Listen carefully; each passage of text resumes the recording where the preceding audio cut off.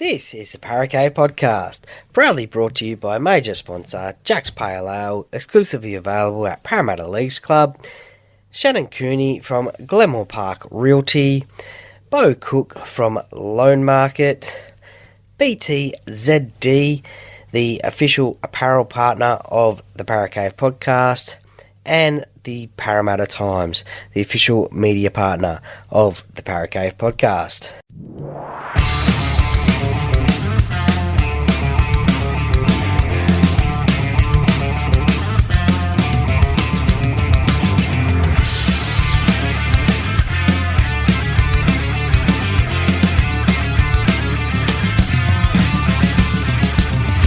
Welcome to another episode of the Paracave Podcast. And now over to your host, Troy Warner, broadcasting live from the world-famous Paracave. And yes, hello and welcome back to another cracking episode of the Paracave Podcast. Troy Warner here, and this is the interview-style podcast where I interview former players and fans of rugby league. And today I have a very interesting chat with a dual international who played for the Kangaroos and obviously the Wallabies to make him a dual international. He was the 40th dual international, but he holds the distinction of being the first indigenous dual international that changed from was an international in rugby league for the Kangaroos, and then played rugby union for the Wallabies, Australia, and the Australian Wallabies as well. So the first indigenous player to do that. He also played rugby league for the St George Dragons, the Sydney Roosters and Manly Sea Eagles. Also represented the ACT Brumbies and Queensland Reds as well. And of course I'm talking about Andrew Walker. Now, some of rugby league's greatest players and coaches have said that Andrew is the most gifted and talented player that they have ever seen play rugby league. Those include Brad Fittler, Gus Gould, and Phil Gould, and also Brian Smith, his ex-coach as well. So it was a really good chat with Andrew.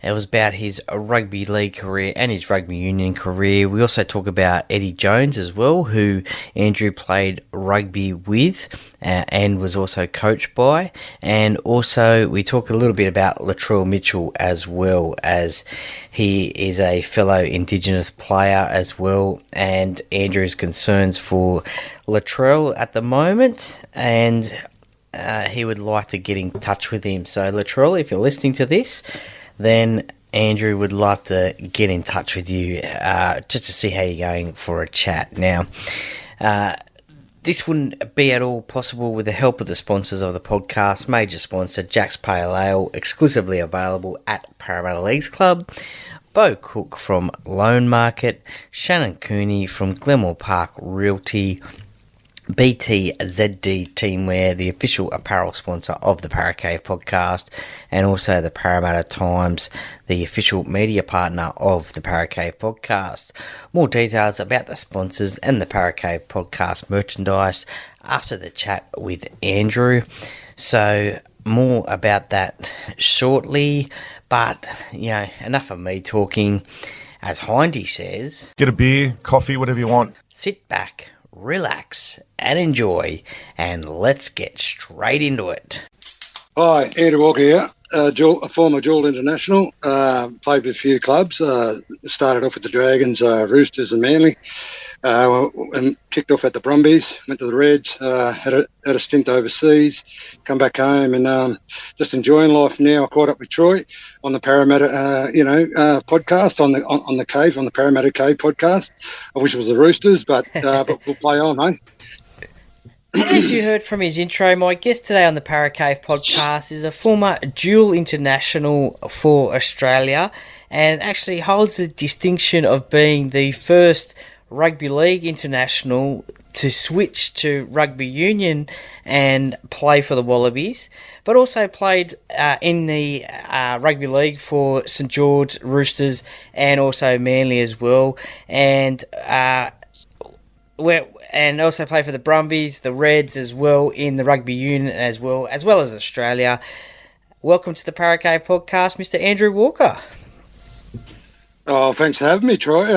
By the way, that is the first indigenous dual international. Well, there you go. Another high distinction there as well. A massive high distinction there. So, congratulations on that one as well. Thanks for having me on the Parramatta Cave podcast. Not a problem. Thank you very much for joining me today. Now, growing up on the south coast of New South Wales, was it rugby union and rugby league that you liked to play, or was there other sports as well? It was a little bit of both, actually. Like, we played league on the Saturday. Oh, shit. Oh, wow. There goes my light, Troy. Sorry. Oh, you're all right, mate. All good? I'm just out on the farm at the moment and just kicking back and relaxing. Yeah, that's good. Yeah, just getting away from it all. Ah, nice. Yeah. Sorry about that. Oh, you're right. All good. Where were we?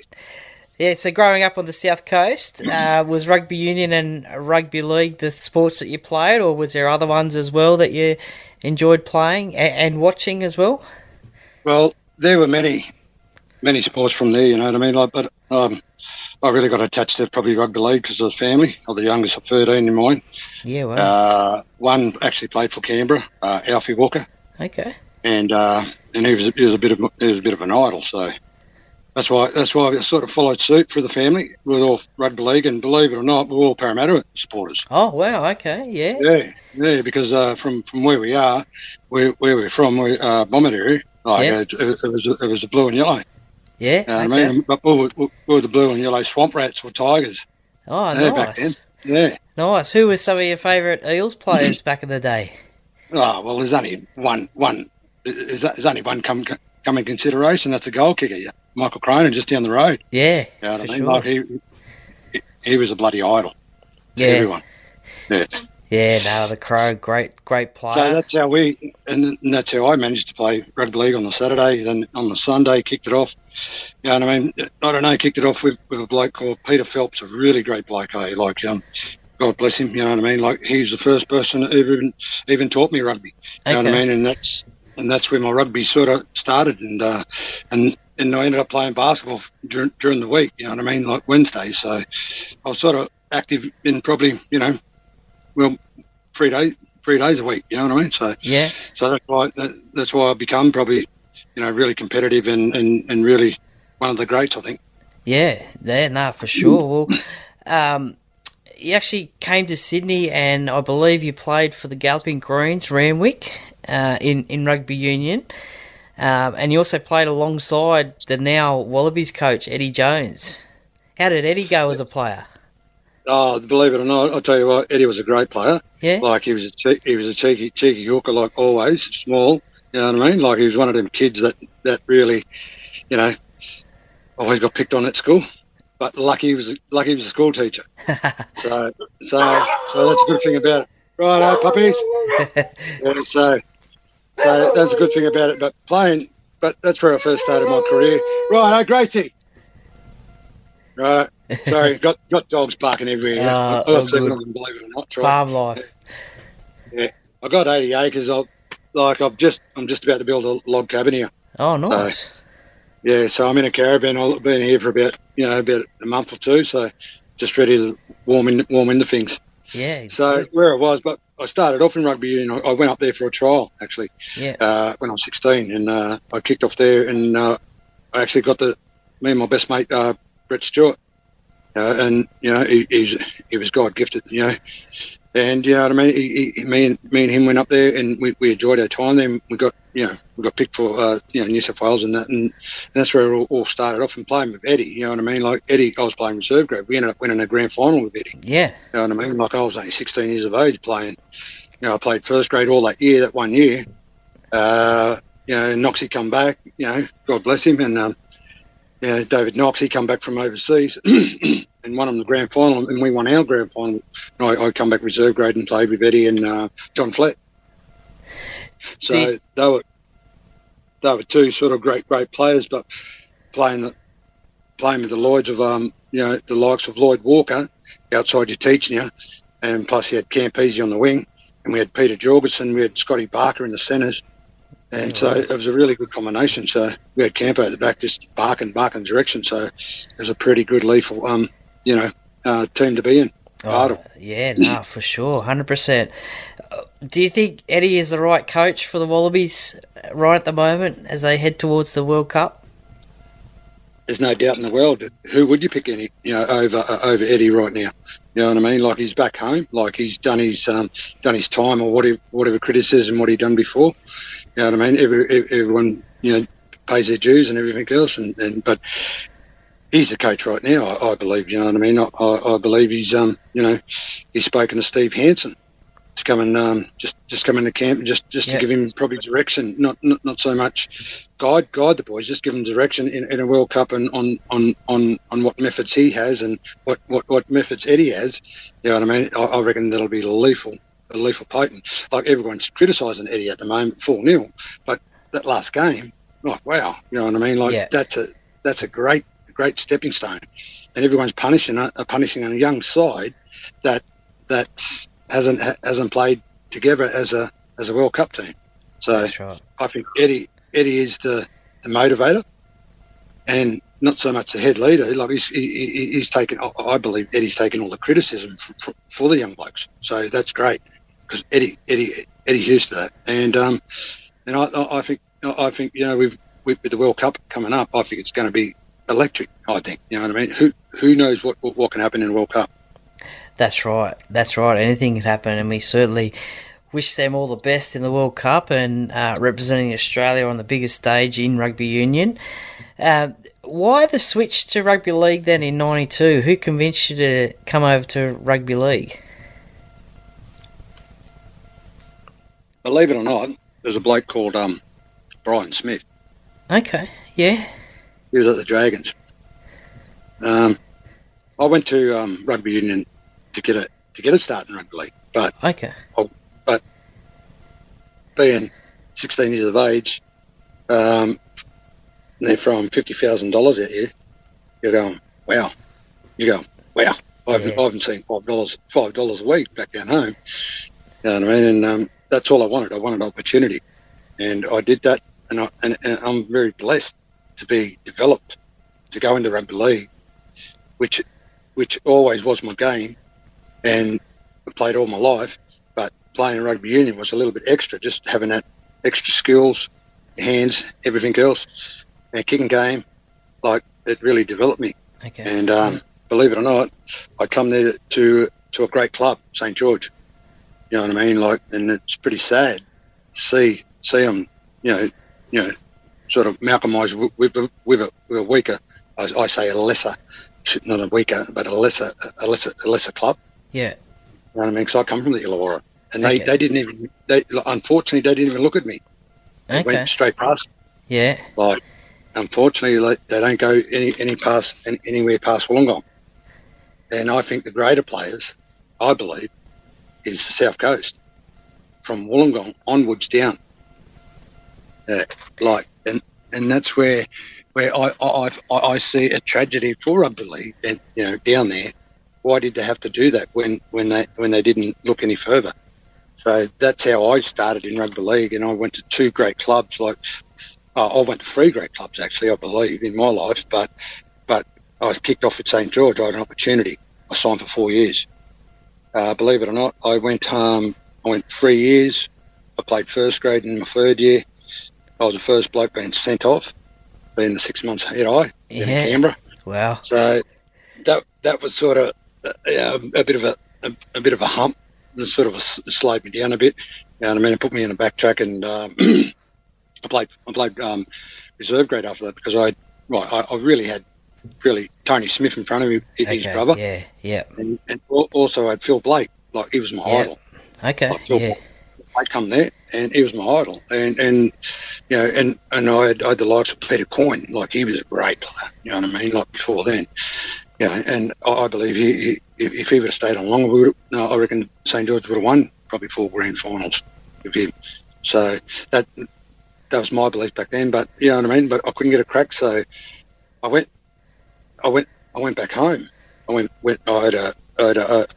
had one more year on my contract, so I said, no, well, I really don't want to play football because I can't get a first grade start. Okay, yeah. So I went back home. Next minute, Arthur Beetson knocking on the door. Yeah, wow. And I was lying in the room. Mum's going, son, get up. And I'm going, what do you mean get up? Arthur bloody Beetson's out the door. You're legend. Get out the fucking door. Yeah, You know what wow. I mean? And I'm looking at her going, Mum, stop bullshit. Stop lying. You know, she come across and grabbed me by the hair and get out that fucking door right now. So I went, yeah, righto, and it was him. Yeah. And I went, wow. I went, Vito, what are you doing here, mate? He goes, oh, mate, I heard St. George don't want you. I want you to come to St. George. He was at the Sharks.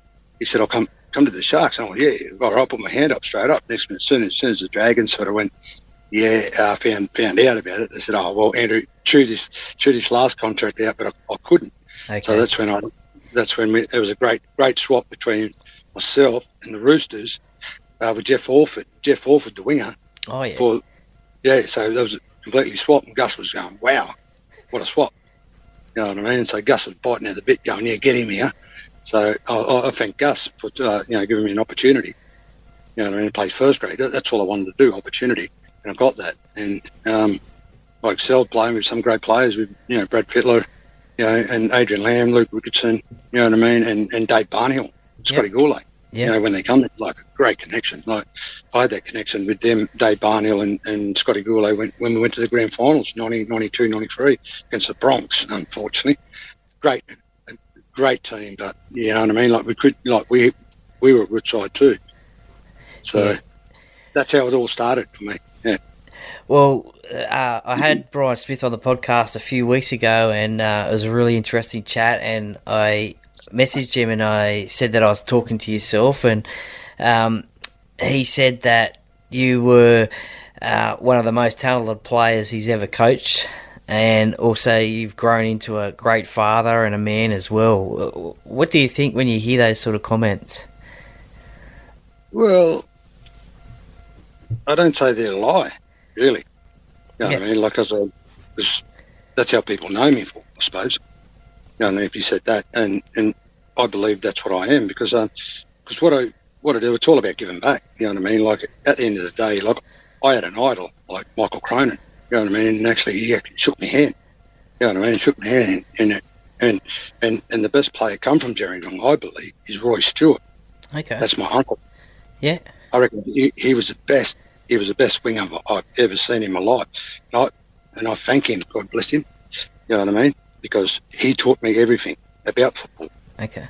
So, and that's how I got the idea and the passion to play this wonderful game. That I reckon the video reference historian. I believe that's me. But yeah, besides all that, but that's how that comes about. You know what I mean? Like playing footy is just someone gives it to you, you got to give it back. Yeah. And I think teaching a person that loves his craft is dangerous in this game, especially indigenous, because that's why we have to bring back the Andrew Walkers, the Matty Bowens, JTs, to excite the game a little bit. Yep. Because I love football, but I hate watching it. Okay. Do you watch much these days, or little bits, or why? Why when I know what's going to happen in a game? Yeah. Every game, every week in, week out. We're going up 2 for a hit, for a blocker. Please, come on. Yeah. Let's play football. Let's play. We're not robots. No, because you were known as one of the best. What would you say? Eyes up footy and natural instinct. Footy. We actually play footy. We play footy. What's presented to us. That's how I see football. Yeah. Like, if there's a weakness there, or if they're short there, why don't we take that? Why do we have to go back into Craig Bellamy's structure? Yep. I don't know. Like, I don't know football. I've asked you. Yeah. Yeah. Look, I mean, I agree. I mean, if you see something different out on the field, then then obviously, you should take that opportunity, and Because, you don't know because what can happen. to me, Troy, that will make a player or break a player. But in the end, it'll make a player, because every time we got to learn from our mistakes, like it's life. It's a life lesson. You know what I mean? But these days, it's too much raw bigness and raw and not a raw talent. Yeah. Big, muscles, brains, everything. It's got the family background, but no electricity behind it, if you understand me. Yeah. Well, just speaking of the current game, who are some of your favourite current Indigenous players in the game? Oh, my past. Or past and present? Well, you can't go past Latrell. You know what I mean? Right now, you know what I mean? Like, Latrell's a man if he just plays footy, but there's something going on there. We've got to dig a little bit deeper. You know what I mean? We've got to just dig a little bit deeper what's going on inside Latrell, because he's a leader. He's a leader now, and and it's very sad that they've got all these prodigies and protocols in there, and they're not helping this man. You know what I mean? Like, it's very sad. Like, back in my days, I wish they had what they had. Yeah. You know what I mean? But now I really find it sad, because everything's in order for everything, and there's nothing going to be said, because I'm very sad. Why was that in the paper? You know what I mean? For him to have a weekend off, you know what I mean? And that brings it up. Like, there hasn't been anything said about his last trial. Do you know what I mean? About being threatened, about his own life being threatened. Like, there hasn't been anything said. It's been a slap on the hand. Like, this kid, like, have a look at that. They're talking about South on the weekend, the Latrell. What was that kid that passed away? Kyle Turner. That's right. Yeah, have a look at that. Like, you don't know where the state or Latrell is at right now. Like, someone, like, his manager should have stepped in. I'd say Matt Rose or the Roses should have stepped in and said, this is what's going on, telling everyone, because I understand the media. The media don't understand everything. Yeah. The media consume. That's their job or business or their likes or their realities, whatever they like in their life. You know what I mean? Yeah. So they don't know what reality really is until you see it. Like, that kid can, like, what if he does something? You know what I mean? That's my first concern. Like, that's my first honestly concerned about this kid, and many more to come with it, because there is, I think there is indigenous, like, a protocol in there to help these kids. I don't know, Troy. This is where we need to dig a little bit deep, because I spoke today with Tony Adams about it, and we're trying to resolve something out of it, because we don't hear nothing about this kid. Like, understandable, he's got great managers, but what are they in it for? Are they in it for the money or the inside of a person? Yeah, no, it certainly was a difficult weekend for not only Latrell, but also the whole South Sydney club, with the tragic passing of Kyle. And you're right, you just don't know what was going on. I mean, they only found out, I think, on the Friday, and then they had to play on the Sunday, so it was pretty hard to put that in the back of their heads, I guess. And look, I mean, Latrell's a great player. He's a fantastic player, and when he's on, he can certainly win a game for his team. And sometimes I think a little bit of frustration gets into his game, but we don't know why that is, as you said. That's right. Like, if you really know Terrell, like, he does play football. You know what I mean? He'll give you 100%. It's just probably internal matters, whatever's happening. Like, and we'd like to fix that, you know, or not so much fix, but just give him the tools to work with, so he can manage or whatever. You know what I mean? Like, but this is where we've got to stand up and be counted for Indigenous players, because I'm telling you, because these Indigenous players excite the game. But at the same time, we've got to look after them too, because Latrell's young. Yeah. Latrell's young. So that's why we've got to care for these kids and look after them, because Latrell, believe it or not, he is the face of NRL and Indigenous culture. He's a leader, and he'll always be a leader. But it's how we manage it and how we put it into place. I think we've got to get the right people involved, like people have been there, like myself. I would like to just have a little bit of a hand up, not an input, and hand up to help this kid. So, look, all the best in Latrell, and I'd like to, get in touch with him somehow, or get in touch with Matty Rose, or or Matty Rose, or whoever it is, his managers, the Roses. I'd like to find out and just find out if his well-being's fine, looked after. Well, hopefully we'll put this up, and hopefully we can get you in contact with him and have a chat and see how he is. And hopefully this weekend he's got the weekend off, with South Sydney having the bye off. So hopefully they have a little bit of a rest period there, and it'll be it's an actual blessing in disguise for him. You know what I mean? He probably needs it. You know what I mean? So. Look, he's going to be very dangerous when he comes back against the Roosters, and I believe he will. And you know what I mean? They're fighting for an 8 spot. So I think, well, up the Roosters, but I reckon he'll come back fresh, and hopefully come back bigger and stronger. That's right. You pretty much established yourself at the Roosters, and in 1996, during the Super League War, you made your debut for Australia against PNG in Port Moresby. What was that experience like for yourself to represent Australia? I'll tell you what, unbelievable, Troy.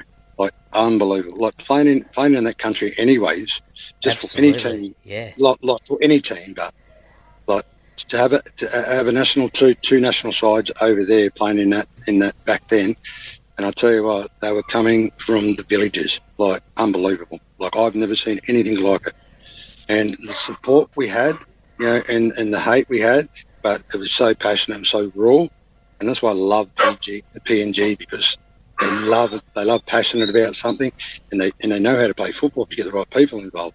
So that's how I found PNG. Like, it was I was shocked, actually. Okay. 96. Yeah. I was actually shocked when I got picked, because myself and Matty Singh was the only 2 indigenous ever players played in Australian team.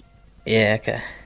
And we were blown away, and that was our limelight back then, because we played some really good football with the Roosters, and went away to PNG and had that one test. Like, having a week over there with the boys, getting to know them, and really getting to know them, like, and how our footballers are, and great footballers are. Like, it was a spectacular, spectacle. You know what I mean? Like, myself and Matty sat back in all of these players, like, we were young, and we go, wow. Yeah. And it was a pleasure playing in a test. Then playing. I was happy to play a game, then in a test. Yeah, that's right. People come out unbelievable, but the crowd after the game just wanted to touch you, just wanted to, just touch you, like, I ended up giving my socks and shorts, away, you know what I mean? Yeah. I wanted to get the jumper, so for myself, you know what I mean? So I kept that. So stop it, Gracie. So that's how that sort of come. Yeah, sorry, the wife just pulled in home, and the dog's barking excited. So, yeah, Gracie. Yeah, so that's how that was, and it was a great week over there. Yeah. Like, just mixing with the public and the community, and everything, and having a look at the country was unbelievable.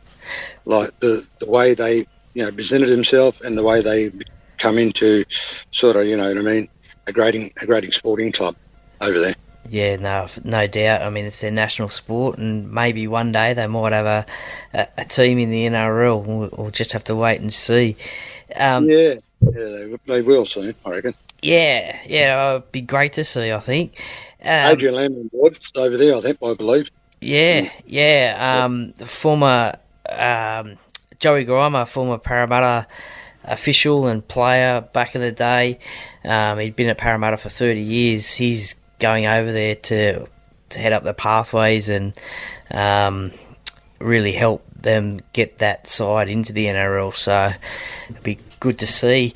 As I said, the test was played in 96, and that was in the middle of the Super League period. Was that a difficult period for yourself, or an easy period? Because it was a strange time, wasn't it? It was. Like, it was sort of a very strange way of playing, like football, not playing against the whole 16 teams. It was because Gus, he was ARL. Yep. And I'm glad he went ARL because that gave me a great opportunity to do it because I was playing some great footy and it would have been nice to play some footy against some really good quality. Well, there was some good quality, but I wanted to keep that quality going, I suppose, with 16 teams, you know what I mean? So, but unfortunately went ARL Super League and everyone went for the money, I suppose, and, money's not everything, I suppose, I believe in my life, and, I mean, but it unfortunately eventually it happened like that, and it was a great year, a great couple of years with the Super League and ARL because it was great to see Super League bust. Yeah, that's it for sure. Yeah. Well, late in the 90s, the Roosters they were there and thereabouts, but they could never just take that final step and get into that grand final until 2000. Why do you think that would have been? I mean, you made a couple of prelim finals. Why do you think they couldn't just grab that until 2000? Look, believe it or not, they were... Are we talking about the Roosters or Parramatta again? No, sorry. No. Look, believe it or not, like they had a great team leading up to that. You know what I mean? Like leading up to that grand final. Like I think the X factor was the fullback that Dave Phillips. That was my role. Yeah. Because you played a lot of fullback, didn't you? I did. Well, I finished there. You know what I mean? Like I left in 2000 because Gus left. That was my big thing. And I think Graham went there.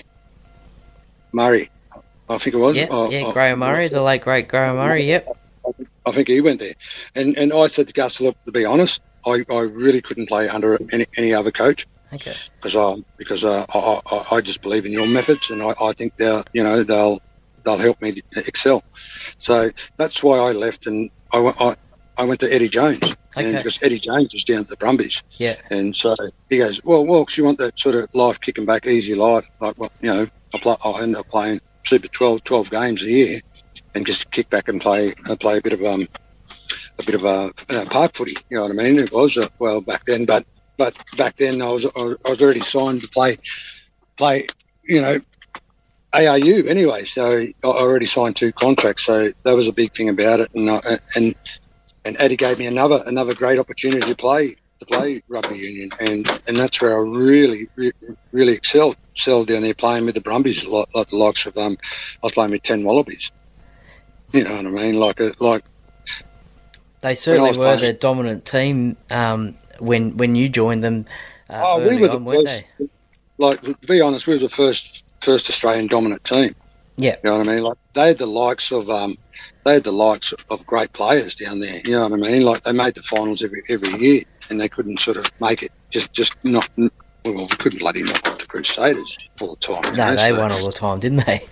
Yeah, but when we did win it, like that was a monkey off the back. You know what I mean? Like the first ever Australian team to win it, and that was a monkey off the back because we was in it for 2 years in a row with them, and they beat us at home. You know what I mean? And we played them over there and they still got us. So we come back home and we never matched them. We ended up playing Natal Sharks. Yeah. Like in the finals. And it would have been great to get the Crusaders. Yeah, but, for sure. But unfortunately it didn't venture out. So that's how I looked at it because that would have been a great contest for me. Yeah. Well, joining the Brumbies, obviously you had that success there, and then you play for the Wallabies as well. You make your debut for the Wallabies against the All Blacks, a massive crowd in Sydney. What are your memories of that debut test for the Wallabies? Believe it or not, walking out, right, in front of 110,000 people, was you'll never, ever see it in Australia again. No. Besides, unless you go to Melbourne and watch something down there. Like, that was the best feeling, sitting in your home back stadium, and all I saw when I was in the anthem, I saw this indigenous flag. Okay, yeah, wow. Believe it or not, it was my family. Oh, nice. Yeah, wow. You know what I mean? Like, it just chopped it off, like, and I went, wow. And I didn't get on till probably in the second half, and I went, wow, how good's this? How, like my name, Andrew Walker's going on, and I got, wow, it's just shook, like, and it was unbelievable. Like, I was in awe of rugby, in awe of the crowd, in awe of what I achieved, and the big feeling that we got off to a sad start, but they end up winning. Yeah. Yeah, you know what I mean? We got off to a great start, they end up winning. But the atmosphere, you'll never ever I'll never ever electric feel that again. Yeah, like that was a wow moment. Oh, yeah. For sure. Well, just going back to just after the anthem, what is it like facing the New Zealand haka? Look, I embraced it. Yeah. I embraced everything, and I was a little bit frigging scared, to be honest, because Jonah Lomu, he was looking straight at me. And I went, no, please don't. But it was a bit of a sense of a bit of war on behalf on cultures. Yeah. Like, bring it on. And Jonah Lomu was the best. And I reckon, and I said to myself, well, if I get around Jonah Lomu a few times, don't you think I'm the best? That's how I looked at it. Yeah. Yeah. And did you? So that's how I looked at it. And I think I did a few times, but there was one time, I'll tell you what, I gave him 10 metres.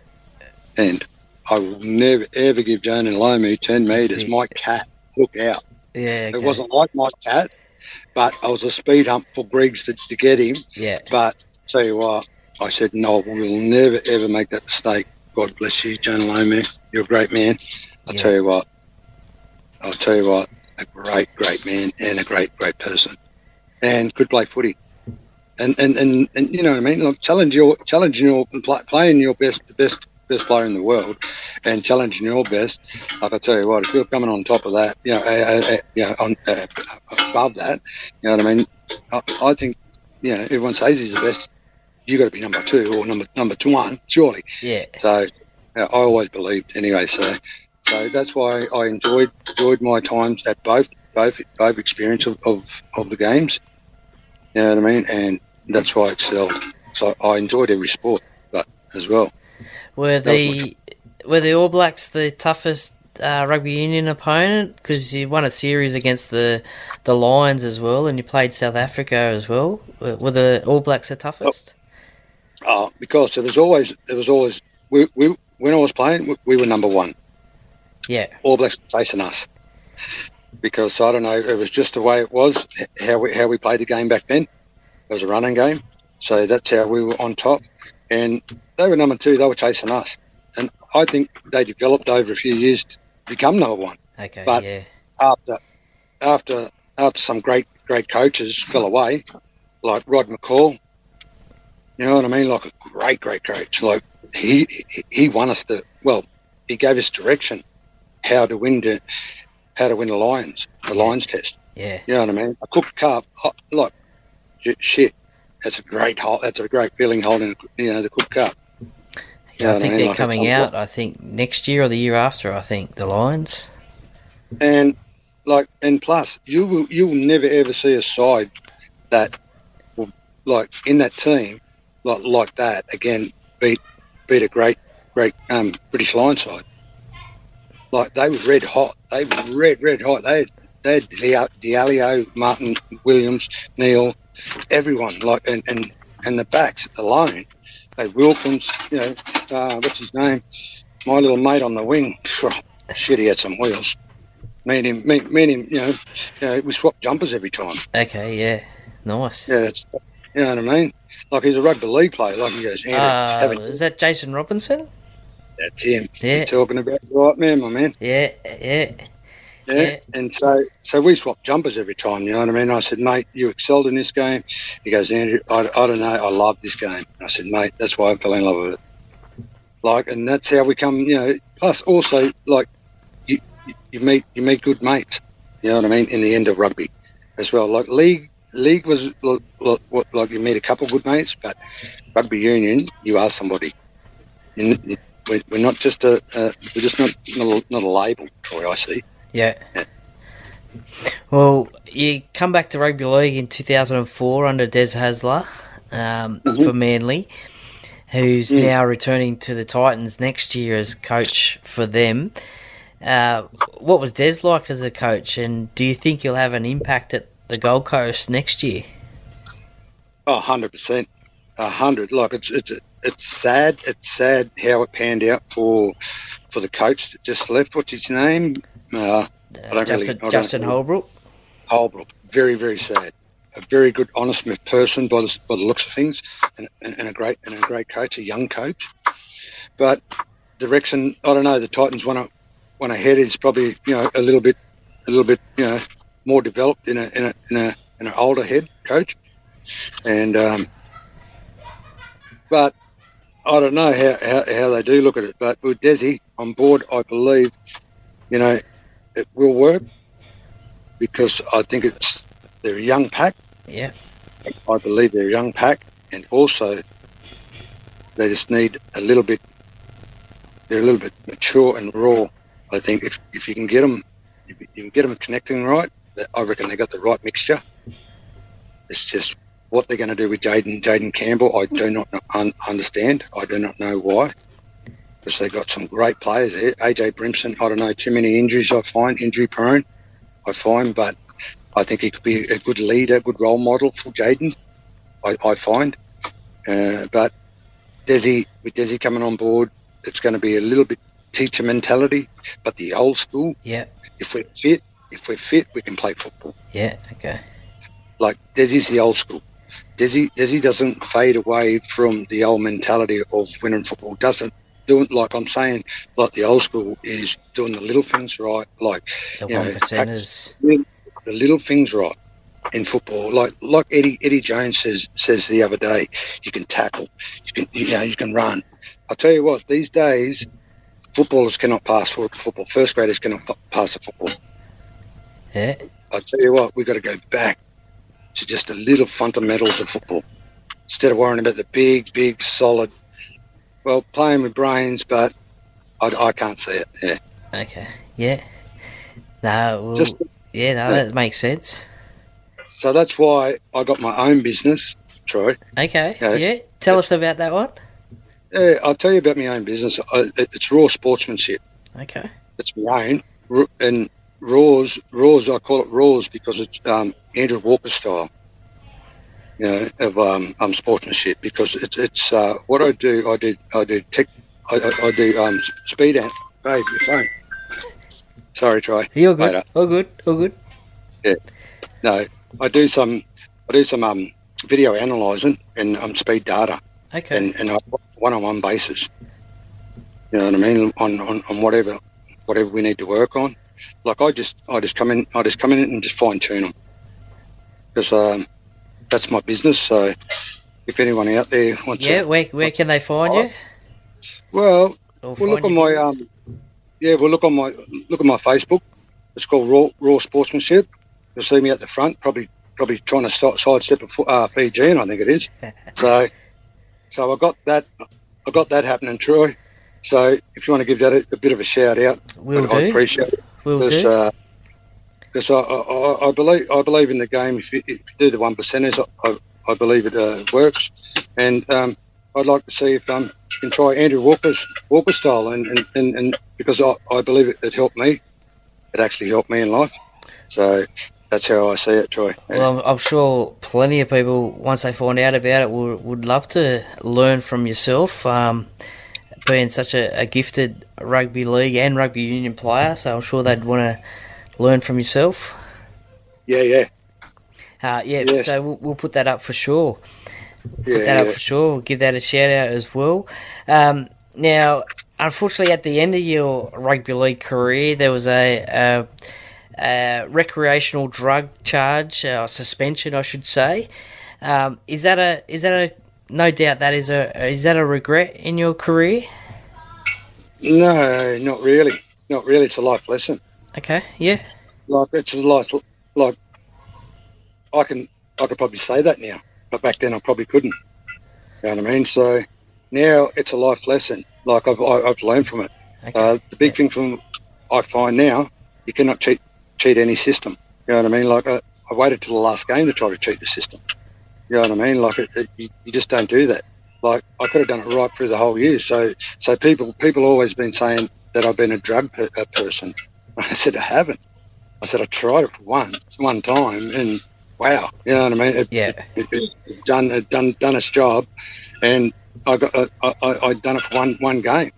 So unfortunately, I tried to cheat the system. I'm glad it didn't. You know, it didn't work out the way I did want it to work. You know, well, I'm glad it worked out this way, because I wouldn't have found out who I am and what I am in life, and plus the system back then, right now, like they never had it. I went to the men of league and tried to give back.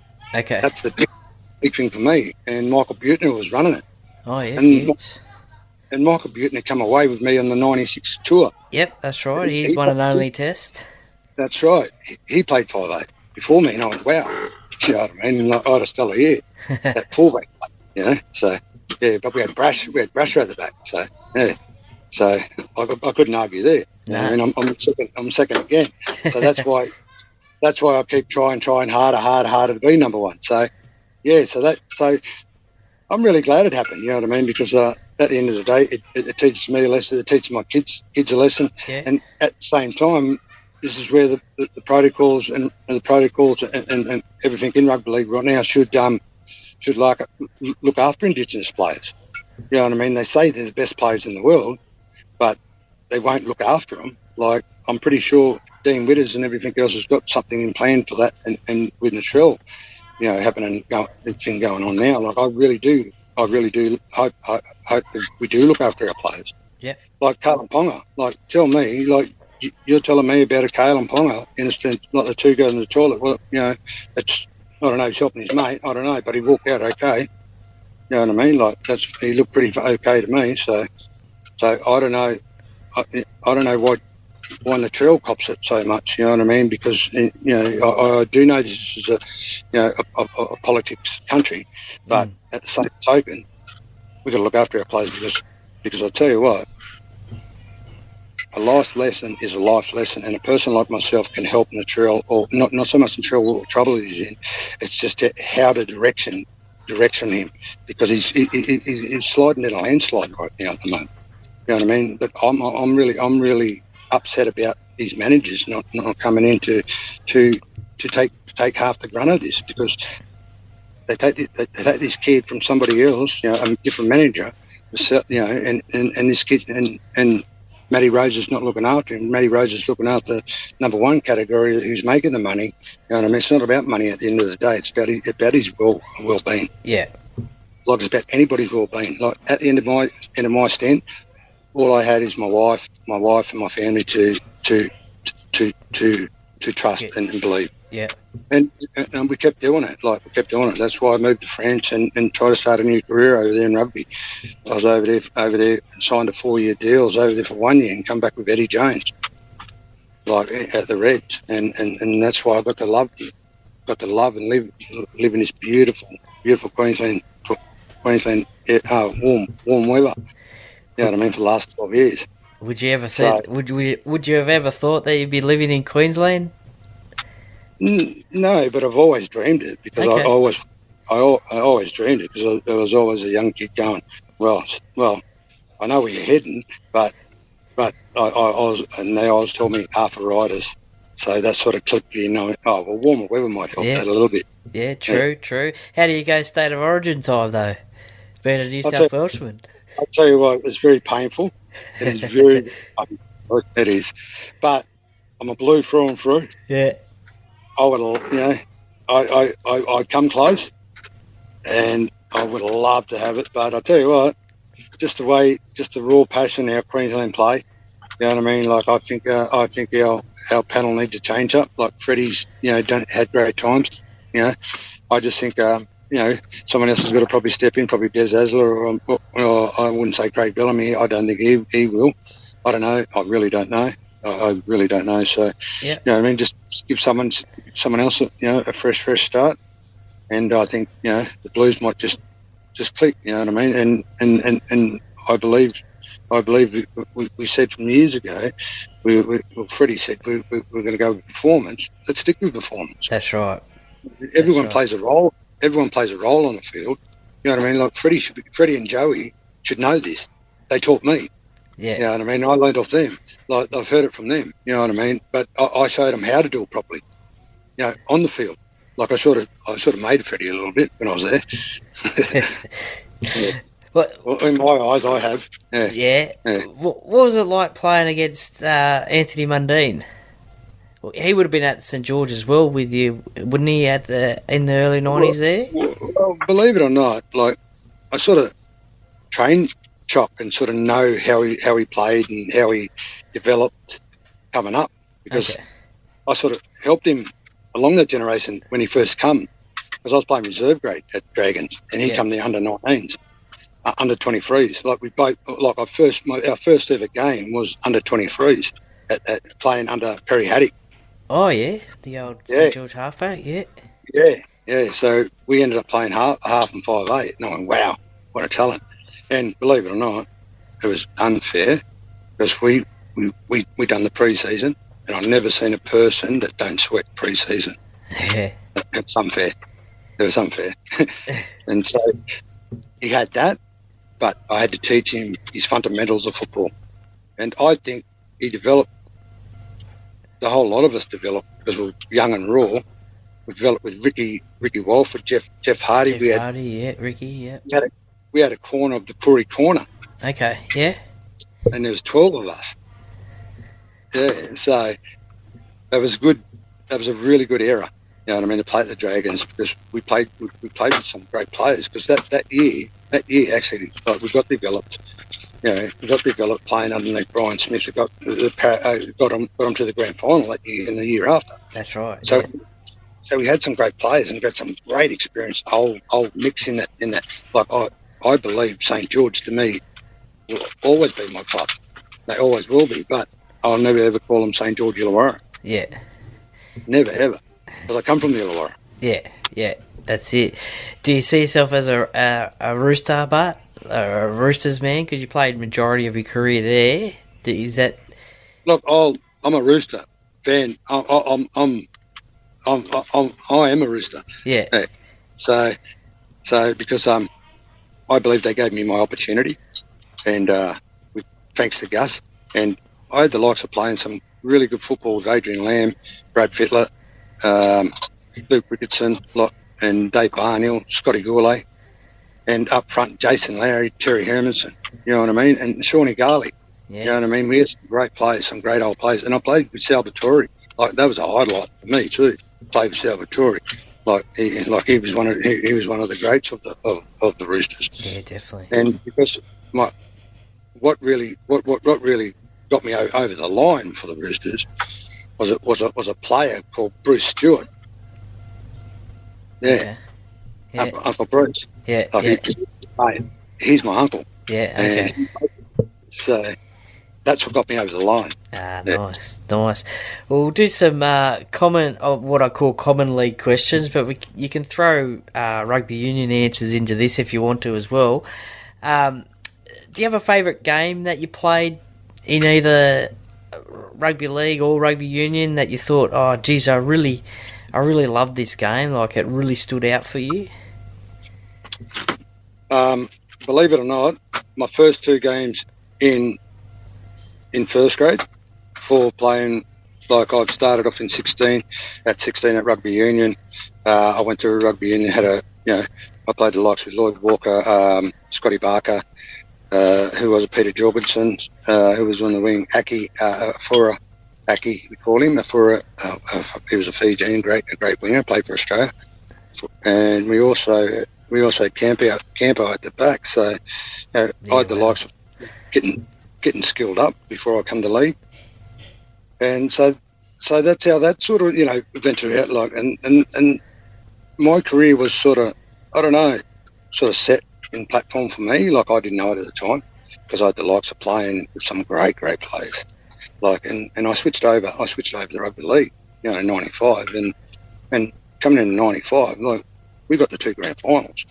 You know what I mean? What better than to be skilled up in rugby league? Like, I already had talent, but how do I find time management in a game, or how do how injuries come by and all that, that other stuff, the tough stuff, the 1%ers I find. Yep. So that's how it sort of built me into my whole career of playing, because and I went back to rugby union. Then I lived out of a diary, like, you know what I mean. I was scheduled. Okay. I was scheduled Yeah. every week what I'm doing and where I'm going. It was like rugby league. Like, I've done it for 18 years of my life, and that's why we need myself, like a person that's been through that trade, to help these kids, excel. So that's how that ever come by, like playing rugby union, rugby league. Do you have a favourite try that you scored throughout your career? Look, to be honest, I have many tries, and it's hard to pick, but there is one I have really went, wow, that has blown me away. Watched it. Okay. I played in a Brumbies game. It was against Waikato. All right. Yeah. Roger Randall was the fastest in rugby union. He kept telling me. Because there was a little bit of a banter the whole week, and I was young, naive, cheeky, so I sort of brought it on a bit. I said it in the media, and sort of, so that's how the banter sort of started. And okay, thank you, Roger. I love you. Good mate of mine still. We still talk, and I believe he was the fastest. So I gave him an opportunity of 5 metres open space. Okay. I gave it to him. So I said, I was talking to him as I was going. I said, Roger, is that what you got? Please. So I tackled him. He threw the ball in. Joe Roth picked it up. I tackled him and I was lying on the ground. I went, get up, Andrew, get up. Joe still got it. So I ended up getting it. Joe just stepped a few players, and I ran I think it was on the outside of the field. And I was talking to him, and Roffy, and I realised, shit, get in the field. So he popped the ball underneath me. I come in underneath him and stepped the bloke and scored a try underneath the post. And I went, wow, how did I bloody do that? Yeah, wow. I was blown away. Then I went, cheeky, naive. I went, sorry, Rog, but thank you. And that's one of the best tries I've ever scored. Ah, nice. Because there was a little bit of banter involved, and on the field, like, we're mates at the end of the day, but it was just a little bit extra. You got one over him. Yeah, it was great. Yeah. Ah, nice. I'll have to try and see if it's on YouTube or something like that. And it is. It is. I'll have to, after this, check it out for sure.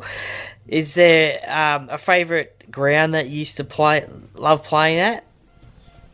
To be honest, there was only one ever game all round I really, really loved in my life. That was a Charity Shield. Okay, yeah. Charity Shield. Because my first ever game, like, I was probably 18. What was I? No, 17, sorry. I just turned 17, turning 18, coming into it. My first year of playing Charity Shield football. And I was blown away by the crowd. Like, I went, wow. It was like one of them anthem games. Yeah. You know what I mean? I went, what? This is a Charity Shield. Yeah, that's it. Well, us as fans, we all know when the Charity Shield's on that rugby league is starting. I knew the two clubs was that passionate because so many grand finals, the history. I knew the history of the two clubs. Like, and wow. I didn't know the passionate of the people. So that's why I always say, Troy, I always get back to the people, because I say, who would we be without them? Yeah, okay. That's how I looked at footy. That's how I looked at footy. I said, who would they be? Who would we be if we didn't have them? That's it. Get that kangaroo, my girls and boys. Sorry. Yeah. So that's how that become off. You know what I mean? So. Yeah, no, rugby league would be nothing without the fans. That's for sure. 100%. That's for sure. Who's the hardest player to tackle? To be honest, Mal Meninga. Yeah, don't blame me. His big thighs. I actually 93 started off first ever. Started the year, went well. 23 years of age, young, bright, ready to rock and roll at home, close to Narrabommet area. Yeah. And lasted 12 minutes, right? Well, it was a bit fresh, cold, very cold. So we ended up kicking off. Mal Meninga was giving it to me, young pup, and I got a little bit over aggressive and took it out on the Steve Stone, halfback. Oh, yeah. Yeah, so, but I ran into Mal's knee and it hurt. Ouch. That really did hurt on a cold night down there. So I went, I better not tackle there no more. So I was saying, Scotty Goulet, help me out. Yeah. And it did. And, so I took aggression out. I took a little bit of aggression out on, Steve Stone. Yeah, And okay. I lost 12 minutes. This is my debut. Over Phil Blake, mind you. Phil Blake sitting on the sideline. And I went, wow, what a start. 12 minutes I lasted. So I'd have to say Mal Meninga. Yeah. Yeah, I'm sure plenty of other players would have said that for sure. Do you keep in touch with many of your other former teammates? There's only two people I really keep in touch with, and that's Matty Singh. Oh yeah. And Robbie Miles played at the Roosters with us. On the wing. On the wing, yeah. Okay. Yeah, so they're the only two I keep in touch with, really. Like, we touch bases now and then and see how family's going and how our reality is. So, yeah, they're the only two. Two great brothers. Have you ever thought of when the Roosters or the Dragons have well, probably not the Dragons now, there's St George Illawarra Dragons, but the Roosters, when they have like an old boys' day in getting... Well, I got invited, actually, to the last game where the Dragons playing, to the Newcastle at home in Cogra. Okay. You know what I mean? I call it Cogra. I call it Cogra as well. I call it Brookvale as Brookvale. Jubilee Stadium, I used to call it. Like, you know what I mean? So I'm thinking about going down because they sent me one for a reunion for the last game, because it might be interesting because I might kill two birds with one stone too. You know what I mean? I might get to see the Roosters and the Rabbits. So. I don't know if they play on the same day, so I'm looking at that, and you know what I mean. Like, I've always wanted to be part of a great club, and I didn't want them to see the Malcolm Ice, but what it unfortunately it did. So, but I'll probably will just connecting that way with the St George lads. Well, I'm just having a look at the draw for the last round, and the Roosters Rabbitohs game's on the Friday night at 8:00. Mm-hmm. And the Dragons Knights game's on the Saturday at 7:30. So, what date was that, Troy? That was 20. So the Roosters Rabbitohs game is the 1st of September. That's right. Yeah, it is. Yes. Yeah. So the Dragons Knights game will be the 2nd of September. So yeah, they don't clash. So you might be able to get to both. Yeah, I probably will, mate. So, no, it'll be good just touching base, with both great clubs and great players that were there. I just really hope the really old boys show up, you know what I mean? Like Graham Bradley's Penguin, you know what I mean? Michael Beattie and Ricky Walford, and you know what I mean? The likes of Michael Potter is great, or the Radar, I call him. Okay, Michael Potter. Yeah, no, he's certainly done well coaching these days as well.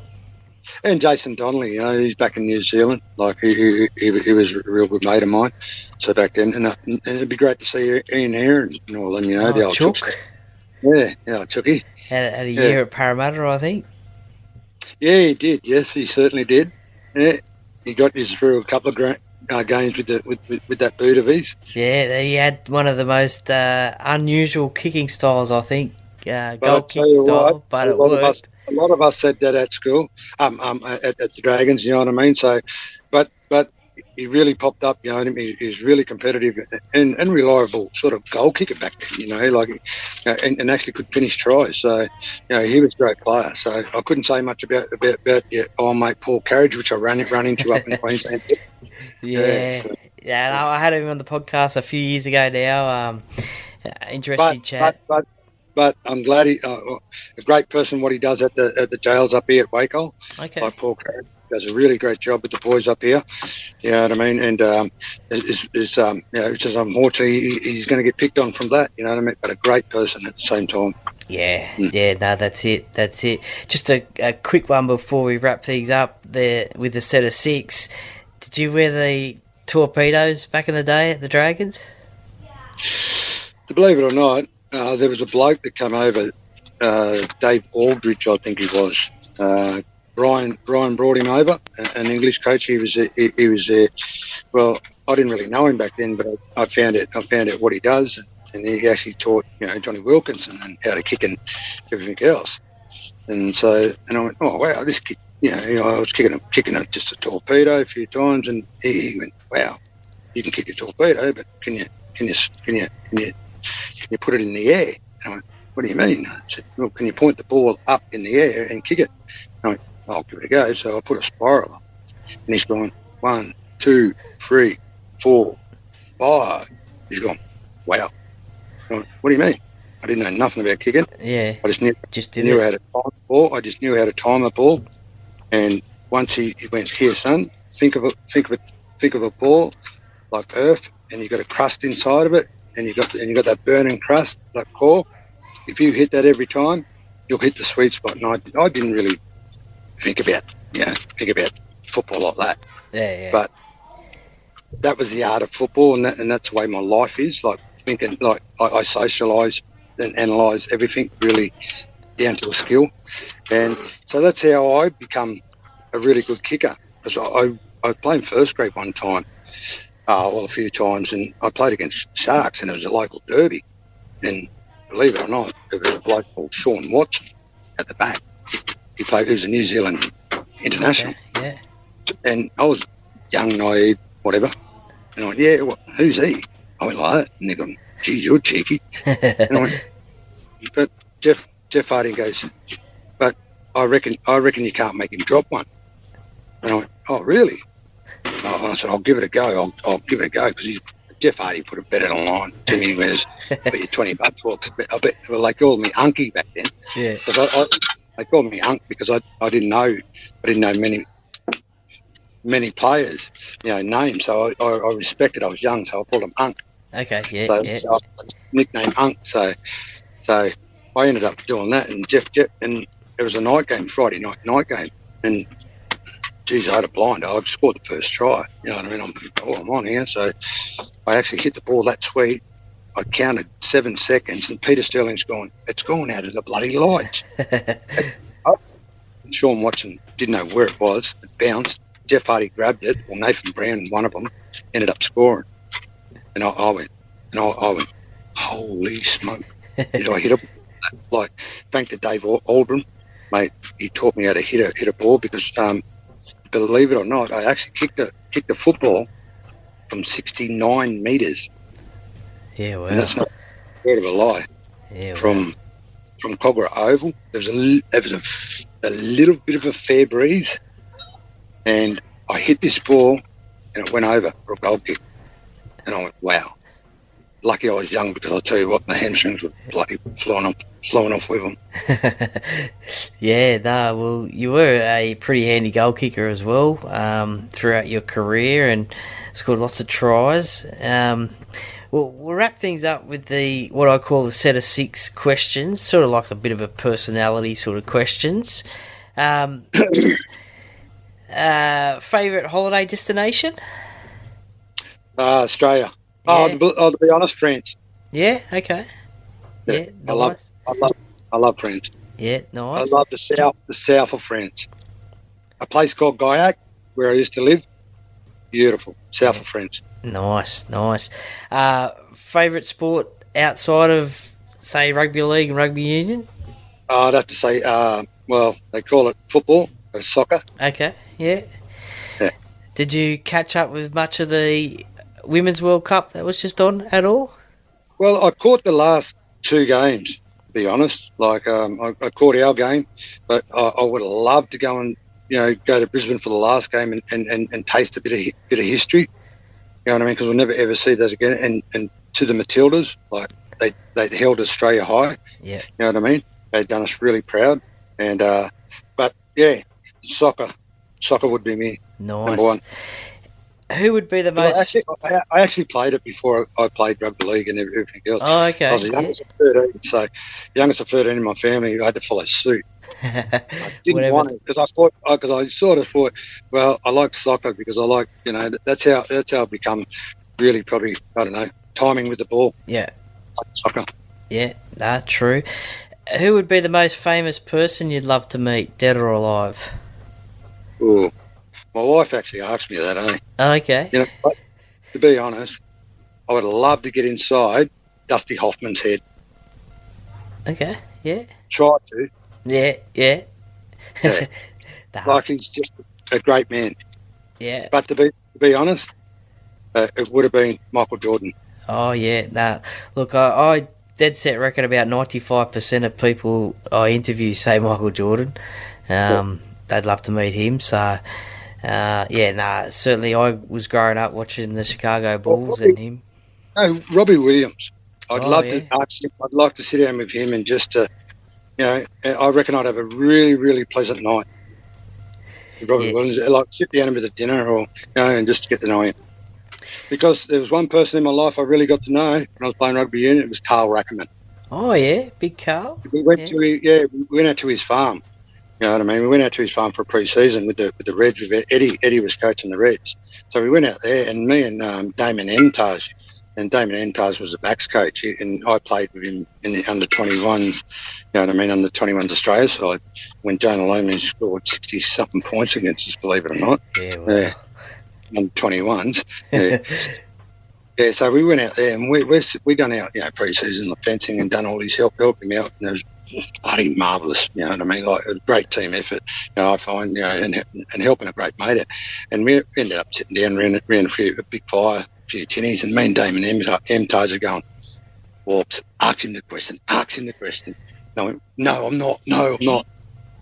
And he goes, Warps, just ask him before I do. I went, yeah, righto. And I went, Carl, tell me about Vivian Richards. Tell me about Vivian Richards and the big Joel Garner smokes marijuana. You know what I mean? He told these stories, and we were in awe, Troy. Yeah. We were in awe and quite having a good beer. Eddie Jones is sitting there going, wow. And that was a moment I'd like to treasure one more time. Yeah, wow. That's a great story. I'd love to hear that story one day. Certainly sounds interesting. We had some great stories, believe it or not. Yeah. Well, maybe you've sort of answered the last question that I usually ask, so I'll ask it now. Who's your favourite musician or band to listen to? Xavier Rush. Okay, yeah. I love him. He's just a soul person and believes in nature, I think, and believes in what he's good at, and he goes and achieves it. And he's just a pretty inspiring bloke, because what he does, not many people would do, and he's a very cultural person, I think. Oh, nice. Going down to actually watch him, actually. Yeah? Down at Byron Bay. Okay. Oh, nice. Yeah. What's your specialty dish in the kitchen or on the barbecue? I couldn't go past the wife's spaghetti bolognese. There's a little special something in there, and I don't know what it is. But what's your specialty? What can you whip up? Oh, mine? Look, to be honest, that's why I've been married. Like, I can cook to save my life. No, I do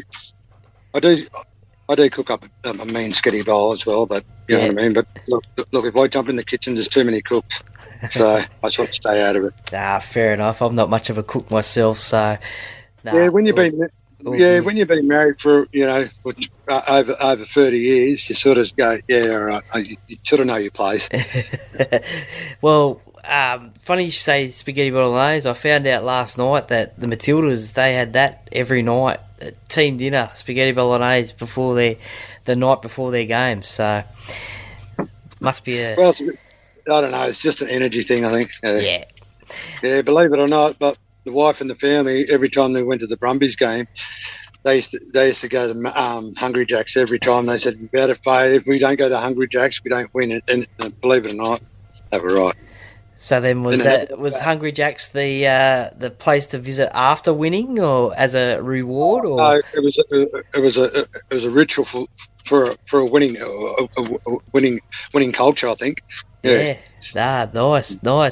And the last one, which three former players, either in rugby league or rugby union, wouldn't you want to be stuck on a deserted island with, and why? Look, David Campese. Okay, interesting. He'd probably end up talking Italian after 20 minutes, staying with me. He could cook spaghetti bolognese, I reckon.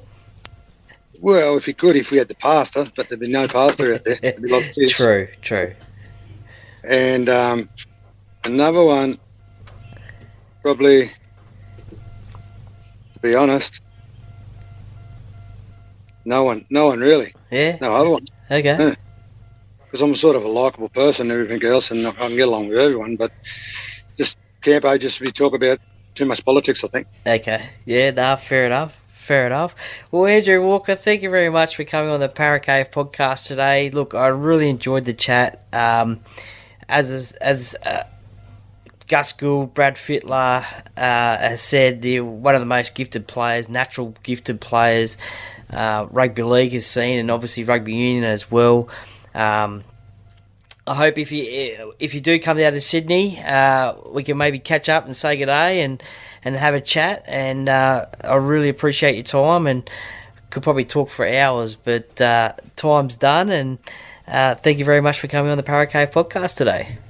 No, thanks for having me, Troy. It was a pleasure, and it was good to talk about some really good questions. You know what I mean, and good yarns. So, and hopefully, your podcast, Parramatta, Carbon, K podcast keeps rolling on, mate. How you going, mate? Are you a Para Cave podcast listener? I am, bro. It's a great podcast. Everyone tune in. Go Para. Well, welcome back, and thank you for listening to Andrew Walker and his rugby league and rugby union story. I really enjoyed the chat with Andrew. I hope you did as well. There's some really interesting stories there about his career in both codes, and also about what's going on now in the world of rugby league. I hope to catch up with Andrew if he comes down for those games that he was talking about before in the chat. And I'm also hoping that we can talk further in the future about the NRL as well. Love chatting to him, and I really thank him for his time. I really appreciate it. Now, back to the sponsors of the podcast. As I said, Jack's Pale Ale, the major sponsor of the podcast. It is available to purchase in the club shop. Now, it is perfect for that Eels fan or beer lover. All you got to do is just drop into the club shop and grab some today. Also, just keep an eye on the social media channels for what's happening at Parramatta Leagues Club each and every week. Bo Cook from Loan Market. His contact details are 0401 213 236. Get in contact with him for a free chat and see how he and his team can help you get on top of your home loan and find you that best deal. BTZD Teamwear. Head to www.btzd.com.au. Check out their range of team sportswear and see what they can do for you. The official apparel sponsor of the Para Cave podcast. And we'll go into the merchandise a little bit later after this. Shannon Cooney from Glenmore Park Realty. If you want the best in the business, a 5-star real estate agent, then Shannon is your man. You can contact him on 0421 588 445 and you'll get that 5-star service, especially in the Glenmore Park and the Penrith LGA areas. Please support these businesses that support the podcast each and every week and help bring you quality entertainment each and every week. Thank you very much to you, the listeners, for listening to the podcasts that come out each and every week. I hope you're really enjoying them. The Game Day podcast, the Tipping podcast, the interview podcast. So I really hope you're enjoying those. And if you are, then please leave a 5-star rating and review on Apple or Spotify or wherever you are listening to the podcast. Also, drop me a message as well on social media if you would like to hear from someone on the podcast in an interview, and I will see if I can get them on the show. So thank you very much for once again for your support as well. Now, have a great week as best you can. I'll be on Pulse FM on Friday night and Sunday night, so keep an eye out for the social media channels about that one. And the podcast will come out with those ones, 89.9 FM, Pulse FM with the Duckman. So check those ones out. But be sure to follow the podcast on the social media channels for some interesting content and to see who is coming up on the show, both on Instagram and Facebook. Give them a follow, and there will be some great and interesting guests coming your way over the next few weeks. But to sign off the show, and as I always say, the Para Cave podcast, by the fan, for the fans. Go Para!